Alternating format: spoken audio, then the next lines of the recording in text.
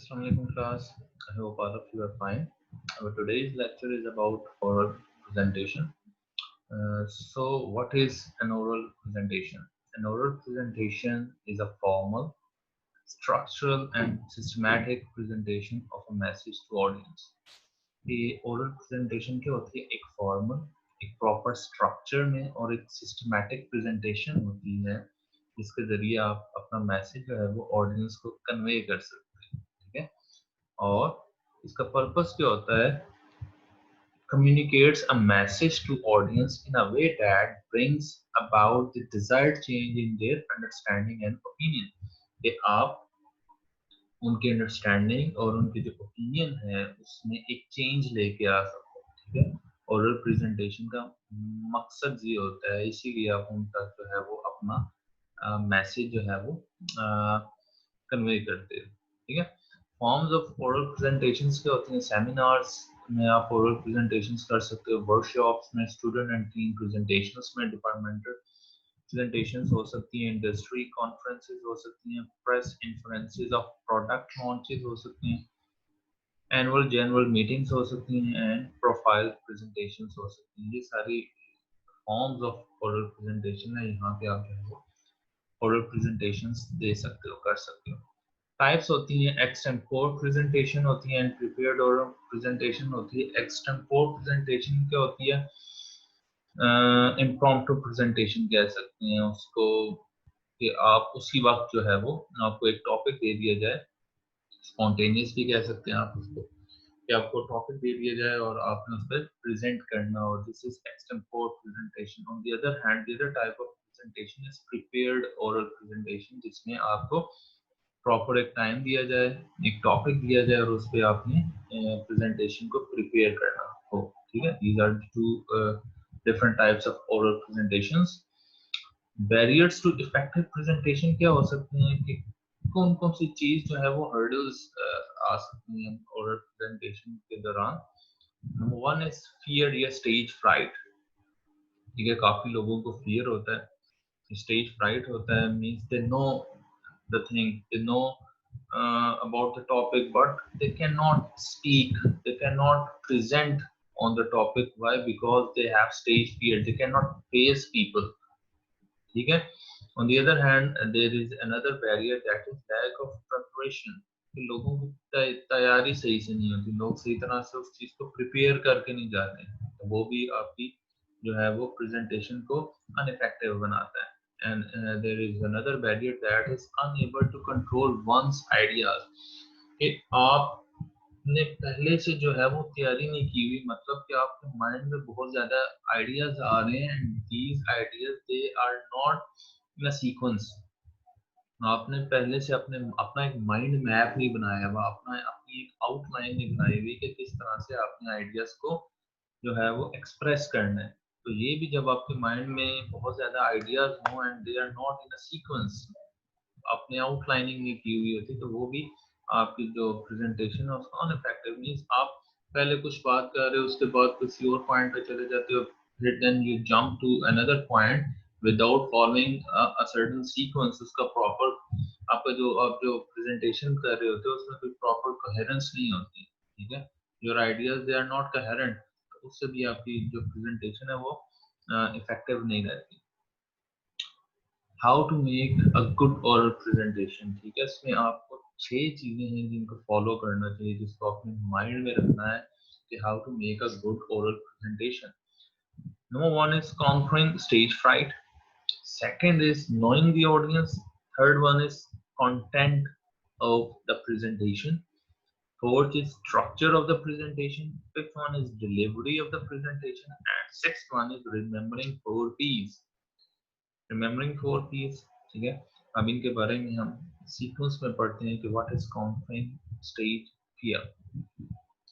Stage fear की हमने पहले बात की कि आपको स्टेज फ्राइट होती है, आप जो है वो उस चीज के बारे में एम्पल नॉलेज होने के बावजूद आप स्टेज पे जाके जो है वो उस चीज को एक्सप्रेस नहीं कर सकते, because you have a certain stage fear. Reasons क्या होते हैं? कि we are not accustomed to speak in public, हम लोगों के सामने नहीं बोल सकते, ठीक है? और इसके सिम्टम्स क्या होंगे? कि ट्रेमलिंग आर्म्स आपकी जो है वो हाथ पाँव जो है वो कांपते हैं, पसीना आता है, फ्लुएंसी नहीं होती एंड और रीजंस मींस आप इसको कॉन्कर कैसे कर सकते हो, प्रिपेयर द सब्जेक्ट थरली, आपका जो सब्जेक्ट है जिसके आपने बोलना है उसको अच्छे तरीके से थरली आपने उसको प्रिपेयर करना है। Do some warm up exercises such as rotating arms means and exercises हल्की फुल्की सी जैसे arms को rotate करना, facial muscles को move करना, deep press लेना before speaking। इससे क्या होता है कि आप जो है वो आप normal रहते हो। normal means आप ज़्यादा जो है वो अपने आप को फाइट ज़्यादा फील नहीं कर रहे होते, नर्वसनेस खत्म होती है एक्सरसाइज से।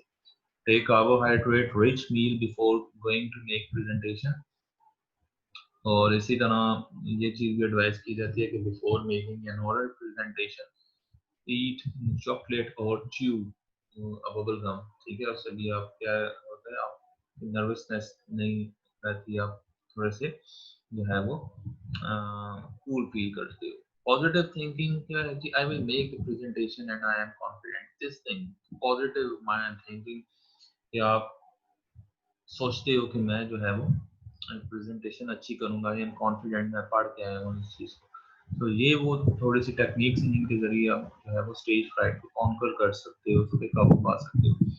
Next one is knowing your audience, this is really important. Knowing your audience, आपको पता होना चाहिए कि आपकी ऑडियंस कौन है, उनका एज ग्रुप क्या है, उनका कल्चर क्या है। ठीक हो गया, तो उस हिसाब से फॉर इंस्टेंस आप के सामने ऑडियंस जो है वो स्कूल के बच्चे हैं और आप जो है वो फिलोसॉफिकल बातें उनसे कर रहे हो रिप्रेजेंटेशन में, अपनी तरफ से तो आप जो है अपना बेस्ट दे रहे हो उनको, लेकिन उन बच्चों को उस चीज की समझ ही नहीं आएगी क्योंकि वो उनका वो लेवल नहीं है। तो वो बच्चे हैं, उनको इस तरह की बातें नहीं समझ आएंगी। so this is really important to know your audience before preparing or before making an oral presentation। ठीक है, know the need of the audience, audience क्यों बैठी है आपके सामने, वो क्या सुनना चाह रही है, this is also really important. आप जो वो सुनना चाह रही है उसी उसी के मुताबिक आप अपने पॉइंट्स बनाते हो। जैसे पॉलिटिशियंस इस हिसाब से बहुत जो है वो चालाक होते हैं, वो उनको पता है ऑडियंस की जरूरतें क्या है, तो सीधा जाकर उन्हीं के बारे में रोटी कपड़ा और मकान की ही बातें करते हैं। सही हो गया। Utility of the presentation for the audience, ये भी आपको पता होना चाहिए कि इस जो है प्रेजेंटेशन से ऑडियंस का फायदा क्या होगा। Information gained after attending the presentation, और इस प्रेजेंटेशन के बाद उनको क्या इंफॉर्मेशन हासिल होगी, ये सारी चीजें जो है वो आपको कंसीडर करनी चाहिए before making a presentation. Content of the presentation, presentation के अंदर क्या क्या होना चाहिए, it should not be too difficult to understand. ये भी ऑडियंस के हिसाब से आपने माइंड में रखना है कि इस तरह का कंटेंट देखेंगे ऑडियंस, अगर पढ़ी लिखी नहीं है तो आप अपना कंटेंट जो है सिंपल रखोगे जो आम लोगों को भी समझ आए। if too long shorten the content according to the time available, time availability को भी आपने सामने रखना होता है। एक बहुत ज्यादा लंबी प्रेजेंटेशन नहीं करनी, जितना टाइम अवेलेबल है उस हिसाब से आपने प्रेजेंटेशन बनानी होती है। Include examples and instructions to support the argument, और आप जो बात कह रहे हो उसको जो है वो प्रूव करने के लिए, सपोर्ट करने के लिए आप आर्गुमेंट से एग्जांपल्स भी देते हो। Fourth one is structure of the presentation, this is also important कि प्रॉपर स्ट्रक्चर होना चाहिए। वही ये चीज पहले भी डिस्कस की है मैंने कि उसके प्रॉपर इंट्रोडक्शन और इंट्रोडक्शन के साथ बॉडी हो, बॉडी में उसी चीज का जो इंट्रोडक्शन हो उसके बारे में डिटेल्स हो, और देन फिर कंक्लूजन हो। ठीक है, बॉडी क्या है, provide the detail information to the audience about the topic, use anecdotes और raise questions to arouse interest, और कंक्लूजन में क्या होना चाहिए, state the goal and usages of the presentation, leave the audience with a positive feeling about you and your ideas। Conclusion ऐसा हो जिससे audience जो है वो एक पॉजिटिव फीलिंग लेके जाए कि उन्होंने कुछ सीखा है, उन्हें कुछ नया सीखने को मिला है, और जो प्रेजेंटर है उसके बारे में भी उनके माइंड में पॉजिटिव फीलिंग्स हो। डिलीवरी ऑफ द प्रेजेंटेशन, इसमें आ जाता है द क्वालिटी ऑफ वॉइस, आपकी वॉइस क्वालिटी कैसी है। क्या मीन्स आप देखोगे कि ऑडियंस कितनी ज्यादा है, हॉल कितना बड़ा है, उस हिसाब से आप अपनी वॉइस को जो है वो क्या करोगे। अच्छा, आप adjust your tone according to the size of the audience, audience के हिसाब से आप अपनी टोन और अपनी वॉइस क्वालिटी जो है वो मेजर करोगे। यूज माइक्रोफोन और collar mic, give pauses to allow the listener to understand. आप प्रॉपर जो है वो पॉजेस ही जो है वो रखोगे ताकि ऑडियंस को इस चीज को समझने में आसानी हो। Pronounce difficult words properly and correctly, जो डिफिकल्ट वर्ड्स हैं उनको आप अच्छे तरीके से प्रोनाउंस करो। Rapport with the audience means उनके साथ एक लिंक बनाना ऑडियंस के साथ, कि उनको फील हो कि यू आर फ्रॉम देम, आप उन्हीं में से हो जो उनको कॉन्फिडेंस में लेना। सिंपल अल्फाज में बात करें तो look into the eyes of the audience while presenting, उनकी आंखों में देखना है प्रेजेंट करते हुए। Shift from one pair of eye to another so that you have a glance of all of them, कि आप सबको देखते रहिए। ठीक है। Try to involve the audience in presentation by asking questions, और उनको अपने साथ इन्वॉल्व करना है, उनसे क्वेश्चंस पूछ। पे अटेंशन टू बॉडी लैंग्वेज, कि आप बॉडी लैंग्वेज जो है उसको भी काफी इंपॉर्टेंस होती है ओरल प्रेजेंटेशन के दौरान। Express your confidence in your smile and movement, stand straight and do not stagnate at one place, means keep moving, और एक जगह पे खड़े होके एक जगह पे स्टैग्नेंट खड़े नहीं होना। Avoid unnecessary movement of hand, बहुत ज्यादा हैंड मूवमेंट को आपने अवॉइड करना है। Always dress in formal, formal dressing के साथ जो है वो अपनी ओरल प्रेजेंटेशन देनी है। Effective use of visual aids, आपने during oral presentation visual aids को भी इफेक्टिवली यूज करना है। फोन साइज ऐसा हो कि वो दूर से नजर आए। Do not use more than 3 colours, 3 colour से ज्यादा कलर्स आपने यूज नहीं करने। Practise before how to operate the equipment, और आपने पहले प्रैक्टिस करनी है कि इस इक्विपमेंट को कैसे यूज करना है जो आप स्लाइड शीट्स यूज कर रहे हो। Remembering 4 P's, planning, practice, performance, preparation. Planning क्या है कि आप सबसे पहले प्लान करते हो, define a purpose why you are presenting, analyse the audience, analyse the occasion and select a suitable title. इन सारी चीजों को माइंड में रखते हुए आपने प्लान करना है। Then preparation, develop the central idea, prepare करना है, किस तरह से आपने प्रेजेंटेशन को प्रिपेयर करना है। Develop the main ideas and gather supporting information, पहले हमने सेंट्रल आइडिया बनाना है, उसके बाद मेन आइडिया को डेवलप करना है, और उसके बाद इंफॉर्मेशन जो है वो गैदर करनी है जो आपके उन आइडियाज को सपोर्ट करेगी। Practice, rehearse before presenting it to the audience. Time the presentation, outline the presentation, कि आपने क्या करना है कि पहले प्रैक्टिस करनी है, रिहर्स कर लेना उसको प्रेजेंट करने से पहले, और एक प्रॉपर अपने टाइम रख लेना कि इतनी देर में मैंने इस प्रेजेंटेशन को खत्म करना है।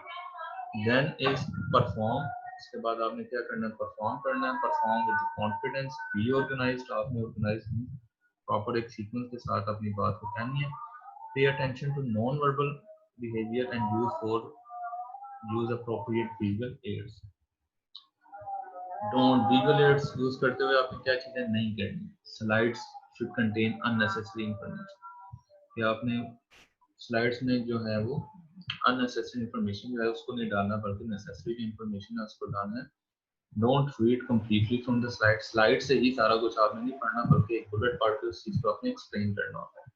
Avoid pointing at transparency with a pen, pen के साथ आपने ट्रांसपेरेंसी की तरफ पॉइंट नहीं करना है। डोंट ब्लॉक द ऑडियंस, और ऑडियंस के सामने आके आके खड़े हो गए, स्लाइड्स के सामने आके खड़े होकर आपने प्रेजेंट नहीं करना। So these were all about, this is all about oral presentation। इसमें हमने सारा कुछ पढ़ा कि oral presentation में क्या चीज़ होनी चाहिए और क्या चीज़ नहीं होनी चाहिए। I hope इसमें काफ़ी चीज़ें आपको क्लियर हो चुकी होंगी। We'll meet inshallah in the next lecture. Till then, take care.